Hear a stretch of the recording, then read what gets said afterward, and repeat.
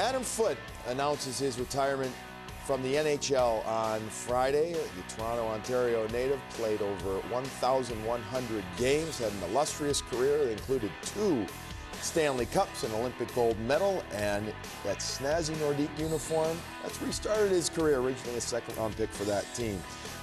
Earlier, he spoke about his retirement. I understand, and while we have 2 games left, I thought it was important to address everyone this season, that this would be my last season, and I want to thank the organization for allowing me to say goodbye in this unique way. In 2008, the organization brought me back to Colorado. I want to thank you also because I think you realize and recognize that I bled burgundy and blue.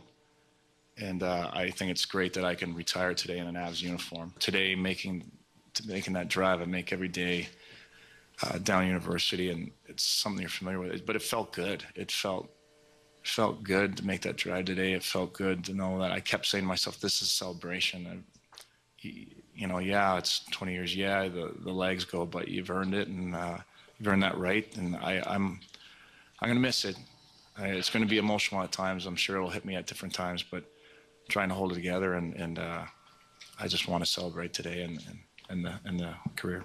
In Canada, it's every boy's dream, or mostly a lot of boys, to play one game in the NHL, and that was my dream. Day in, day out, play in this great league, and it's crazy that after 20 years and over 1,000 games, I can't believe how fortunate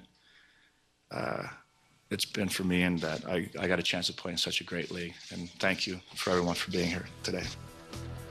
The past 2 seasons, including this one, Adam Foote has not scored a goal, but that's not what his game is all about.